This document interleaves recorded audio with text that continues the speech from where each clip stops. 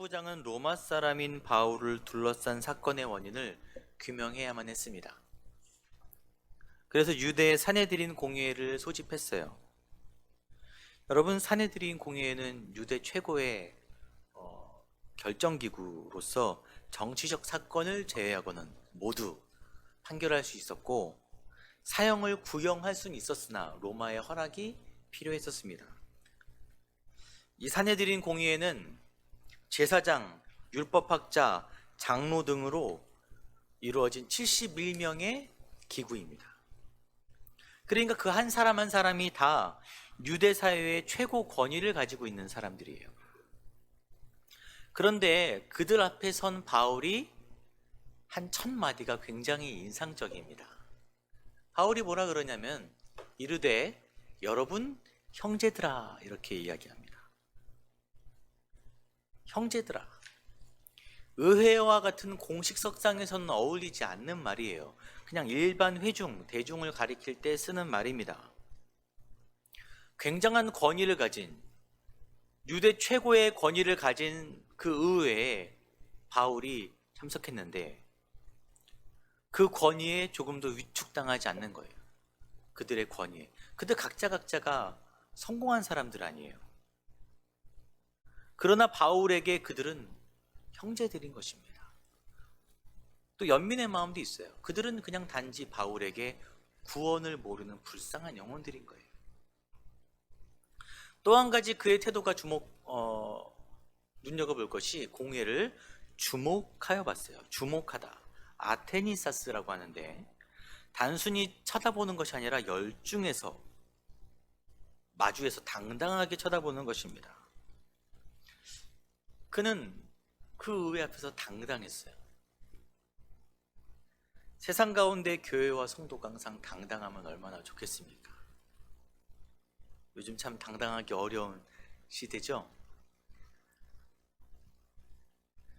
그럼 바울이 이런 태도를 가질 수 있는 비결이 무엇일까요?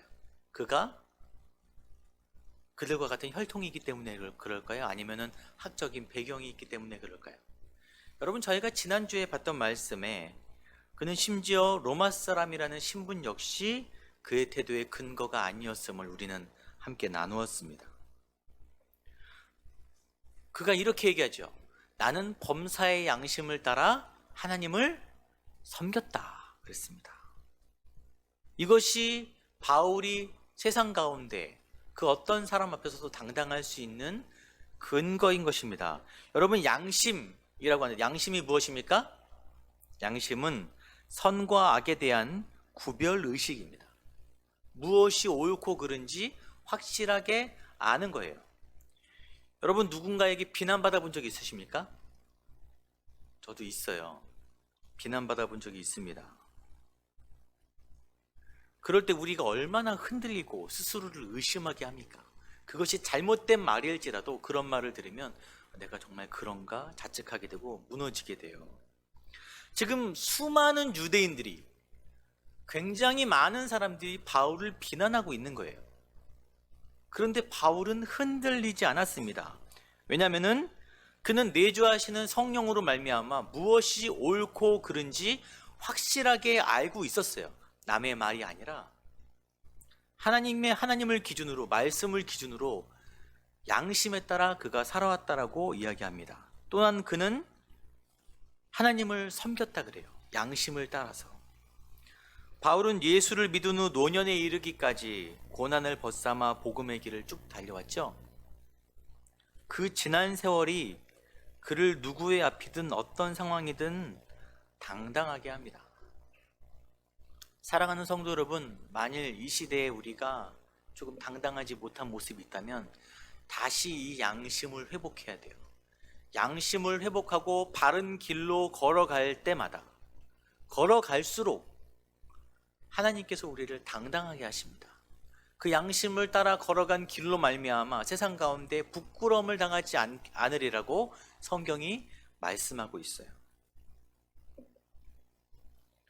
또 한 가지 짚고 넘어갈 것이, 지난주 본문에 천부장이 바울이 로마 사람인 것을 알고 그의 결박을 풀어주죠. 그가 자유인이 되었습니다.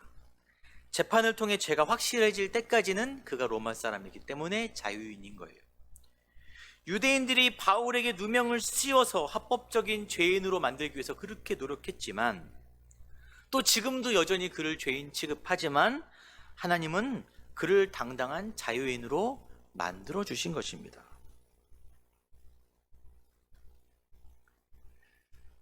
그리스도인들의 당당함은 세상의 기준을 부합시키는 데 있지 않아요. 그들만큼 재산이 있고 그들만큼 세가 있고 인맥이 있고 능력이 있음에 결정되는 것이 아닙니다. 먼저 우리의 당당함은 하나님께서 우리를 자유케 하신 거예요. 뭐로부터 자유케 하셨나요? 죄로부터 자유케 하신 것에 대한 당당함이 있고, 또한 하나님을 바르게 섬기는 자들, 선한 양심, 내주하시는 성령을 따라 살아가는 자들에게 세상에서 부끄럽지 않은 삶을 살게 하시리라 믿습니다. 우리가 부지런히 그 길을 다시 걸어가서 우리의 태도가 회복되기를 바랍니다. 2절에 아나니아라는 사람이 등장합니다. 대제사장 아나니아가 바울 곁에 서 있는 사람들에게 그 입을 치라 명했어요. 아나니아란 이름을 성경에서 들어보셨을 거예요. 아나니아와 삽비라. 그 아나니아가 아니라 헤롯 아그리파 2세에 의해서 지명되어서 48년부터 59년까지 대제사장을 지낸 사람입니다. 그런데 요세푸스의 기록에 의하면 아주 탐욕스러운 인물이었다 그래요. 포악하고 성질이 급한 인물, 부정부패를 일삼는 사람들, 일반 제사장에게 돌아갈 11조를 대제사장의 권위를 이용해서 갈취했던 사람이라 그래요. 그리고 부정을 일삼으며 이익을 위해서 살인마저도 저지르는 사람이었다고 합니다. 오죽했으면 이후에 그가 은퇴한 이후에 유대인들에게 미움을 받아 그의 집에 불을 지르고 도망간 그가 잡혀서 죽임을 결국엔 당했다고 합니다. 하나님의 대제사장이며 사내들인 공의회의 의장인 그에 대한 평가가 굉장히 씁쓸하고 남의 이야기 같지 않습니다. 그랬던 아나니아가 자신의 양심을 걸고 이야기하고 있는 바울의 입을 치라고 명하는 거예요. 여러분, 이 유대인들에게 입을 치라는 것은 굉장히 인격적인 모독이에요. 우리에게도 그렇죠? 입을 때리진 않잖아요, 이렇게. 더는 들을 필요가 없다는 무가치한 이야기다. 그렇게 치부해 버리는 것입니다. 여러분, 하지만 방금 이야기를 들어 알겠지만 정말 무가치한 자, 양심이 마비된 자가 누구예요? 바로 아나니아죠. 그래서 바울이 아나니아에게 회칠한 담이여 라고 말합니다. 여러분, 유대인들은 우기가 지나면은 무덤에, 특별히 어려운 이들, 버려진 무덤 같은 것들에 회를 뿌렸습니다. 석회가루, 하얀 가루를 뿌렸어요. 왜냐하면은 깨끗하게 하는 목적보다는 유대인들은 무덤과 가까이 하면 부정해지기 때문에 회를 뿌려서 여기가 무덤이라고 표시를 해놓는 거예요. 그럼 피해가는 것입니다. 실수로 그것을 지나지 않게 하기 위해서. 그런데 이것들이 나중에는 회를 칠해서 겉은 깨끗해 보이고 하얘 보이나 속은 썩은 무덤 같다. 그래서 겉과 속이 다른 위선적인 것을 나타낼 때 회칠한 담, 회칠한 무덤을 이야기합니다.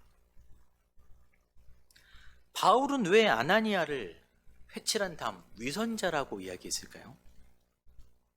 왜냐하면 그는 율법을 근거로 바울을 고소하려고 하면서 결국 정작 자신은 율법을 어기고 있기 때문이죠. 이게 무슨 말이냐면은 율법에도 죄가 명확해지기 전까지는 함부로 정죄하지 말고 형을 내리지 말고 피고의 권리를 보장해 주어야 한다라고 이야기합니다. 신명기에는 사람의 모든 악에 관하여 한 증인으로만 할 것이 아니고 두 증인, 세 증인, 왜냐하면은 누명을 씌우지 않기 위해서 여러 증인의 입을 통해서 증거하라라고 이렇게 피고에 대한, 고발당한 사람에 대한 보호장치를 마련해 두었어요.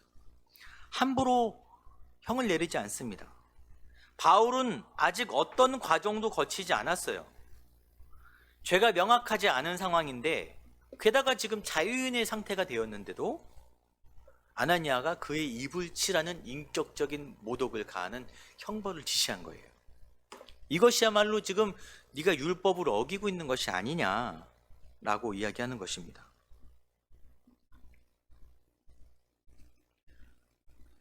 교회 안에서도 권면은 필요하죠. 건진 권면은 필요합니다. 그냥 그래야 질서를 유지할 수 있기 때문이죠.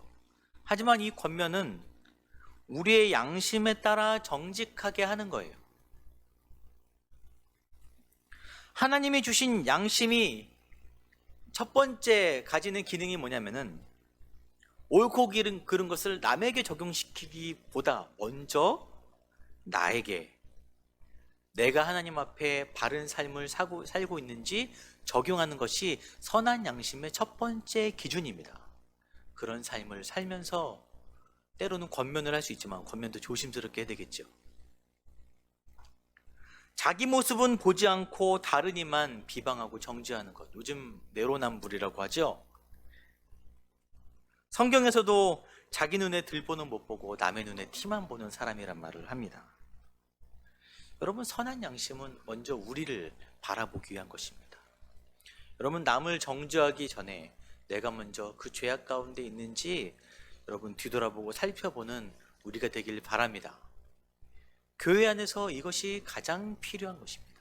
남을 이해해주고 예수님이 나를 사랑하신 것처럼, 예수님이 나에게 구원의 은혜를 주신 것처럼 그에게도 주셨다라는 것이 성도가 가져야 될 첫 번째 마음인 줄 믿습니다. 바울은 이 일로 말미암아 감정이 격해졌던 것 같아요. 그래서 하나님이 너를 치실 것이다 라고 얘기합니다. 굉장히 격한 표현이죠. 바울은 최근에 이 사건 있기 전에 최근에 고린도서에서 자신과 동료들에 대해서 모욕을 당하면 축복하고 박해를 받으면 우리가 참아왔다라고 이야기합니다. 그렇게 서술했던 바울이 이런 표현을 쓰는 건 굉장히 이례적인 태도예요. 이 말을 듣고 공회원들이 굉장히 분노했습니다. 그들이 그냥 그 말을 들었기 때문에 분노한 게 아니라 지도자를 저주하는 것은 그를 세운 하나님의 권위에 대항하는 것이다. 그런 생각과 또 실제로 그런 성경 말씀이 성경에 있어요. 너는 재판장을 모독하지 말며 백성의 지도자를 저주하지 말라라고 이야기되어 있습니다. 이것을 근거로 그들이 화를 내는 거예요. 그들이 몹시 흥분했습니다. 바울 역시 이것을 인지했던 것 같아요. 가뜩이나 상황이 안 좋은 상황에서 바울의 말이 더 기름을 이렇게 붓는 것처럼 그런 상황이 된 듯이 보입니다. 그래서 그 옆에 있던 사람이 네가 하나님의 대제사장을 욕하느냐, 지금 하나님이 세우신 사람인데 네가 욕하느냐라고 이야기합니다. 이 말에 대한 바울의 대답이 참 특이한데, 바울이 뭐라 그러냐면은 나는 그가 대제사장인 줄 몰랐다 라고 말합니다. 좀 이상해요. 왜 바울은 바울이 말실수를 한 것인가? 바울이 자기가 한 말을 수습하기 위해서 이런 말을 한 것인가? 이런 의문점이 있는데 함께 잠깐 보도록 하겠습니다. 바울이 대제사장을 몰라봤다면 왜 그가 몰라봤을까요? 여러 학자들의 이야기가 있는데, 우선 아나니아가 신임 대제사장입니다. 48년쯤에. 그런데 바울은 예수님을 믿은 이후부터 주로 이방 지역을 돌아다녔어요. 그래서 예루살렘에 왔는데 새로 선출된 대제사장의 얼굴을 몰랐다는 이야기가 있고, 또한 이 모임은 천부장이 갑자기 소집한 임시 집회이기 때문에 대제사장의 원래 의장의 복식을 갖추고 오지 않아서 바울이 몰랐을 것이라는 이야기를 합니다. 또한 가장 유력한 설로는 갈라디아서에 내가 처음에 육체의 약함으로 그랬습니다. 이 육체의 약함이 뭐냐면은 그 이후에 너희가 할 수만 있었더라면 너희의 눈이라도 빼어 나에게 주었으리라. 눈이 안 좋았다고 추정돼요. 또 갈라디아서 6장 11절에 내 손으로 너에게 이렇게 큰 글자로 쓴 것을 보라. 큰 글자로 써야 되는 거예요. 눈이 안 좋기 때문에. 그래서 아마 뿌옇게 보이는 사람들을 보고 정확히 인지하지 못한 채 바울이 회칠한 담이요 하나님이 너를 치시리라 라고 말했을 것이라고 이야기합니다. 근데 우리가 바울이 이렇게 변명했던, 자기의 말을 번복했던 이유를 정확하게 인지를 하지 않으면 이 성경 말씀이 이상한 대로 해석이 진행됩니다. 어떻게 되냐면 앞서 말했던 출애굽기의 말씀을 근거로 목회자를 비방하면 안 된다, 지도자를 비방하면 안 된다 라고 적용을 하는 경우도 있어요. 심지어는 아냐아냐 같은 사람일지라도 하나님이 판단하실 일이지 너희가 판단할 것이 아니다. 아멘을 해보시면 안 되는데 이런 말 들어보셨나요? 저는 주의 종이란 말을 별로 좋아하진 않아요. 말은 겸손한데 굉장히 권위적으로 사용될 때가 많습니다. 겸손 아래 하나님께 부여받은 신적 권위를 주장하는 듯한 모습을, 그런 뉘앙스를 제 안에 지울 수 없어요. 여러분, 종이면은 종처럼 행동하는 게 옳은 것입니다. 종이라고 말하면서 군림하면 안 되는 것이죠. 말과 행함이 다르면 바울이 아나니아를 지적했던 것처럼 회칠한 담이라는 거예요. 바울이 이런 일련의 대화를 통해서 오히려 아나니아를 더욱 지적하고 있음을 여러분 아셔야 돼요. 바울이 단순히 사과하고 자기 말을 번복한 것이 아닙니다. 먼저 내가 성경대로 지도자를 함부로 저주하지 않는 것처럼, 내가 이 저주의 말을 철회하는 것처럼 너도 함부로 율법을 어기지 마라 아나니아야 라고 지적하는 것입니다. 또한 다른 해석은 내가 눈이 잘 안 보이는데 율법을 어기며 그렇게 폭력적인 지시를 내리는 사람이 대제사장인 줄은 꿈에도 몰랐다 라고 비꼬는 거예요. 칼빈은 이에 대해서 나는 이 사람에게 제사장다운 아무것도 발견하지 못했다 라고 해석을 했다고 해요. 비꼬는 것으로. 그런 말을 하는 사람이 의장인지 나는 정말 몰랐어요. 바울이 그를 지적하는 이유는 단지 그냥 지적하기 위함이 아니라 그가 이스라엘의 영적인 지도자이기 때문이에요. 대제사장이고 산헤드린 공의회의 의장이기 때문입니다. 그래서 그를 오히려 이렇게 때로는 비꼬듯이, 때로는 정죄하듯이 격하게 지적하는 것입니다. 여러분, 저를 위해서도 바른 길로 가도록 기도해 주시고 이 땅의 목회자들을 위해서도 항상 기도해 주시기 바랍니다. 그냥 목회자가 말했다고 다 옳은 것은 아니잖아요. 오늘은, 이번 주는 오를 수 있지만 다음 주는 제가 그렇게 될 수도 있는 거예요. 여러분, 그것을 잘 분별할 수 있고 때로는 조심스럽게 권면할 수 있는, 여러분 스스로 양심의 바른 삶을 살아가고 그 양심의 바른 삶을 통해서 또 권면할 수 있는 그런 건강한 성도, 건강한 교회가 돼야 한다는 것입니다. 계속해서 이야기를 볼 때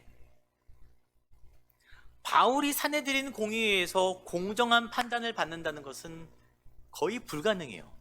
거기다가 조금 전에 주고받은 이야기 때문에 분위기가 더욱 악화되었습니다. 바울도 이것을 알고 있었어요. 그 상황에서 바울은 무엇인가 돌파구를 찾아야만 했어요. 그때 하나님이 그에게 주신 지혜가 바로 바리새인들과 사두개인들의 대립이었습니다. 같이 읽어볼까요?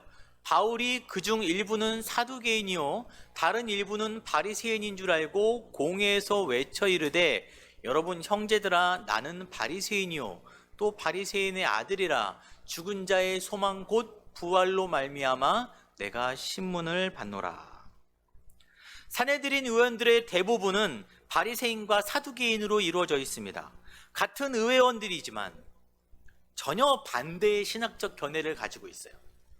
사두개인이란 말의 어원이 다윗과 솔로몬 시대의 대제사장 사독이 있었어요. 그 이름에서 유래했습니다. 이후에 세월이 많이 지나서 일부 제사장들이 우리가 사독의 후예다라고 자처를 했어요. 그들은 모세 오경만을 주장했는데 하나님이 율법을 주셨을 뿐, 주신 것으로 끝이에요. 그 이후에 어떤 하나님의 역사도 이 땅 가운데 일어나지 않는다, 간섭하지 않으신다 라고 주장했어요. 거기다가 천사나 영계, 부활과 영생도 없다, 내세도 없다 라고 말하면서 중요한 것은 현실이다, 이곳에서의 삶이 중요하다. 여러분, 이렇게 말하는 사람들이 대부분 지금 이곳이 좋사오니라고 말하는 사람들이 어떤 사람들일까요? 그들은 기득권층이었습니다. 제사장 무리들, 정치적 귀족들, 실리적인 것을 추구하면서 도덕성을 상실해버렸어요.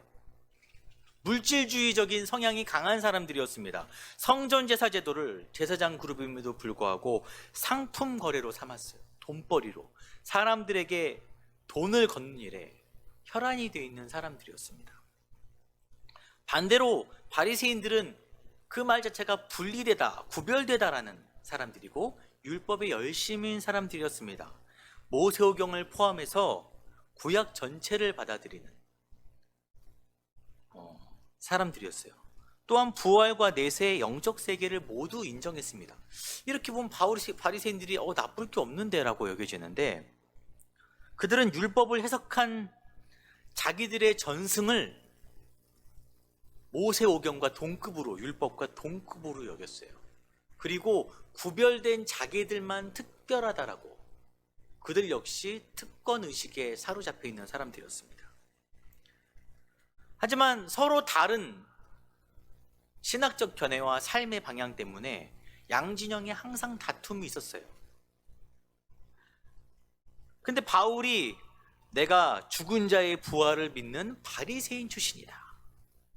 여러분, 바울은 정통 바리새인 가문 출신입니다. 바리새인의 학문을 교육받은 사람이에요. 여러분, 그러나 바울이 주장하는 부활은 바리새인들이 주장하는 부활과는 다릅니다. 바리새인들은 조상으로부터 내려온 그냥 부활이 있고 내세가 있다, 단지 그냥 막연한 부활이고 내세인데, 바울이 말하는 부활은 예수 그리스도로 말미암은 부활이고 참된 영생을 이야기하는 거예요. 지금 바울은 이간질하는 것을 넘어서, 그들의 균형을 일으키는 것을 뛰어넘어서 참된 진리의 부활, 죽은 자의 소망인 부활을 그들에게 증거하고 있는 것입니다. 그러나 이 진리의 부활 메시지로 말미암아 그들 사이에 균열이 발생했어요. 바리새인들은 바울이 약한 것이 없다라고 두둔합니다. 좀 전까지 바울을 공격하려 했으면서 갑자기 바울을 두둔해요. 사실 바울이 주장하는 부활의 근거가 무엇인지는 그들에게 상관없어요. 단지 이 기회에 부활을 반대하고 우리의 반대 진영에 서 있는 사두개인들을 공격할 찬스를 잡은 것입니다. 그래서 사두개인들을 견제하며 오히려 서로 비방하기 시작했어요. 하나님께서 위기의 순간에 바울에게 돌파구를, 지혜를 주셨습니다. 그래서 격해진 양측 진영이 서로 바울을 잡아당겼어요. 양쪽에서. 그러자 천부장이 그가 찢겨질지도, 큰일 나겠다, 바울이 몸이 상하겠다라는 걱정에 대해서 군사를 동원해서 바울을 다시 영내로, 요새로 데리고 들어갑니다. 지금 예루살렘에 예루살렘에서 환난을 당하기 시작한 지 이틀째예요. 이틀 동안 그는 엄청난 일을 겪었습니다. 유대인들에게 잡혀서 매를 맞다가 로마 군인들에게 또 잡혀갖고 채찍질을 당할 뻔하고, 또한 오늘 의회에 불려나와서 몸이 찢어질 만큼 격한 공격을 받았어요. 험하고 힘든 하루를 보낸 바울이 밤을 맞이했습니다. 그날 밤, 누가는 그날 밤, 약간 밤에 밤을 강조하는데 시간적 표현이지만 암울하고 어두운 상황을 나타내는 그런 표현이기도 해요. 예루살렘으로 오기 전부터 성령께서 증거하신 환난 때문에 두려움을 안고 왔는데 역시나 이틀 동안 굉장히 격한 일을 겪고 지금도 감옥에 차갑게 누워 있는 거예요. 그의 나이 노년이잖아요. 이미 어제 매를 맞았고 약한 몸으로 그곳에 누워 있는 것입니다. 이제 밤에 누웠는데 어두운 밤에 내일 또 어떤 일이 나를 기다리고 있을지 알 수 없잖아요. 그가 무슨 생각을 했을까요? 로마로 가는 것은 불구하고 내가 여기서 예루살렘을 살아서 떠날 수 있을까라는 걱정 역시 했을 거예요. 어두운 절망스러운 밤인 거예요. 여러분, 바울이 예루살렘에서 몇 년 동안 구금당하냐면은 2년을 구금당합니다. 이제 이틀 지났어요. 2년을 구금당해요. 바울은 아직 몰랐지만 2년인 것을. 여러분, 끝이 안 보이는 절망의 어두운 터널의 입구에 바울이 서 있는 거예요. 어제도 힘들었고 오늘도 힘들었는데 내일도 힘들 거예요. 그 다음도 힘들 거예요. 상황은 점점 안 좋아질 것입니다. 누가가 그때 어떤 표현을 하냐면은 누가 바울 곁에 서 계셨다. 그분이 바로 주님이시라는 거예요. 굉장히 위로가 되는 메시지죠. 또한 그 밤만이 아니라 고단했던 이틀간의 여정 가운데도 주님이 바울과 함께 곁에 서 계셨다라고 이야기합니다. 공회를 갈라놓고 군인들을 보내서 바울을 보호하신 분이 바로 하나님이시라는 거예요. 하나님이 그와 동행하고 계셨습니다. 우리 인생에서 겪는 어려움에 대한 가장 큰 위로가 이것 아닐까요?